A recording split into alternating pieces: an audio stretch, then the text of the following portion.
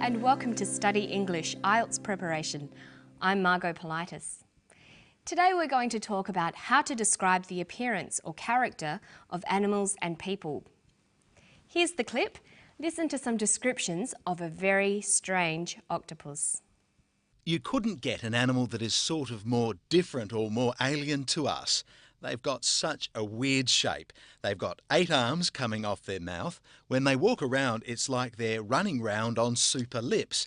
They've got a head in the middle of their body. They've got a donut-shaped brain. They've got 3 hearts, blue blood and jet propulsion. And they've got a bag on the back that they stick all the body bits in. So octopuses have weird forms and they have lots of really unusual behaviours as well, like high speeds and camouflaging. I think the reason that octopuses have ended up having such weird forms and all these different sorts of behaviours is because they're a really good meal. They have no bones, no armour, no poison and no spines. They're popular prey, so they have to be very fast and clever at squeezing through tiny holes and really good at hiding from animals that want to eat them. So having to get away from their predators in the sea has made them evolve into amazing creatures.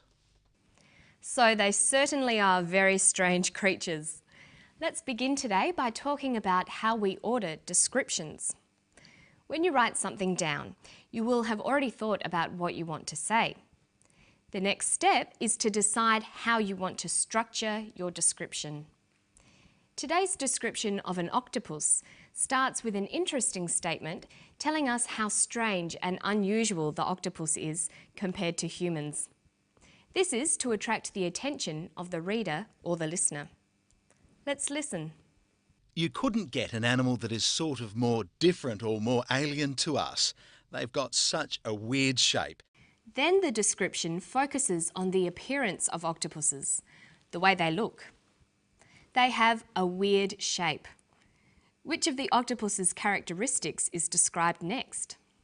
So octopuses have weird forms and they have lots of really unusual behaviours as well, like high speeds and camouflaging.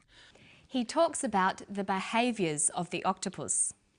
So he begins by talking about the way an octopus looks, and then he talks about its behaviours, the way it acts.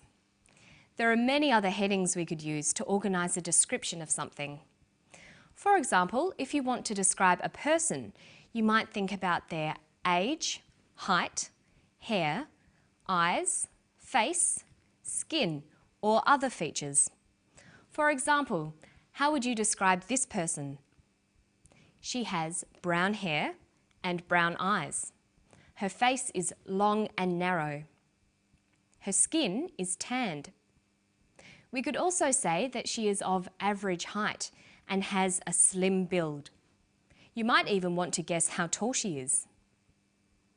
In Australia, we use centimetres to measure height, but many people still use feet and inches to describe height. So we might say she is 5 feet 6 inches or 167 centimetres tall. Have a look at these pictures. Which person has brown hair, blue eyes, a round face and freckles? Well, they both do. Which person is a teenager with long, straight hair and big eyes? Which person is middle-aged with frizzy hair and glasses? You can see that the same person can be described in different ways, depending on what you want to focus on. The more vocabulary you know, the better your descriptions will be. Now, listen for another way of describing a person or animal. They've got a head in the middle of their body, they've got a donut-shaped brain, they've got 3 hearts, blue blood and jet propulsion. The octopus has a donut-shaped brain. There's not many people you could say that about. But when describing things, it can be useful to compare something with a common shape. So a person might have an oval-shaped face, almond-shaped eyes and a pear-shaped body, like this. But what if you don't want to describe the way a person looks?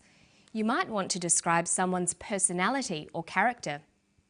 Let's hear more about the octopus. They're popular prey, so they have to be very fast and clever at squeezing through tiny holes and really good at hiding from animals that want to eat them.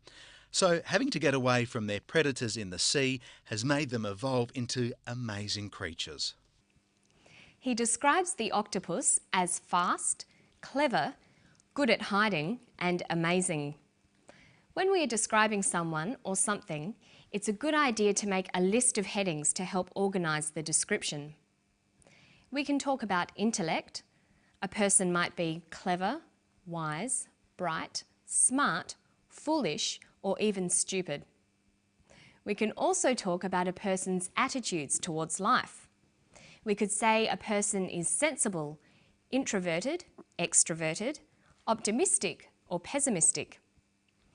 Or we might talk about their attitudes to people. Are they polite, generous and kind, or are they impolite, greedy and mean? And we can describe someone's behaviour too. Are they positive, interesting and confident? Or are they negative, boring and shy? When learning to describe people, it's a good idea to be familiar with opposites like these. This will help you build your vocabulary very quickly. Do you know the opposites of these words? Cruel, extroverted, courteous, generous, bright. The opposites are kind, introverted, rude, selfish, and stupid. Sometimes it sounds better to use one of the more positive words to describe someone. Mary was really cruel. You could say, Mary was not very kind. I think Kylie is rude. I think Kylie is not always polite. Now let's work on building up your vocabulary about body parts. We'll begin by listening to the clip again. Listen for words that describe the body parts of the octopus. They've got such a weird shape. They've got 8 arms coming off their mouth. When they walk around, it's like they're running round on super lips. They've got a head in the middle of their body. They've got a donut-shaped brain. They've got 3 hearts, blue blood and jet propulsion. And they've got a bag on the back that they stick all the body bits in. He uses the words mouth, arms, lips, head, body, brain, heart, blood, and back. These all refer to parts of the body that you might want to describe, so it's important to know them. The easiest way to remember large families of words like these is to have a system. You should organise the words by association. For example, you could begin with the face and remember all the words that relate to the face: eyes, mouth, nose. Then you could work on the body and all the words that go with it: spine, blood, bones. And then you can do this for the head, the legs, the arms. Rhymes can also be helpful when you're trying to remember new words. A rhyme that Australian children learn in school is head and shoulders, knees and toes, eyes, ears, mouth and nose. Or maybe you could try to find words with similar sounds and group them together. Practicing them can also help with pronunciation. Some good examples are ch words, chest, chin and cheek, or K sounds, ankle, skull, back and knuckle. Or words that start with H, head, hip, heel, hand, heart. In this way, you'll be able to practice body parts and pronunciation at the same time.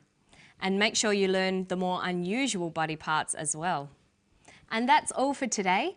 Don't forget to practice all the things we've learned today, and I'll see you next time. Bye-bye.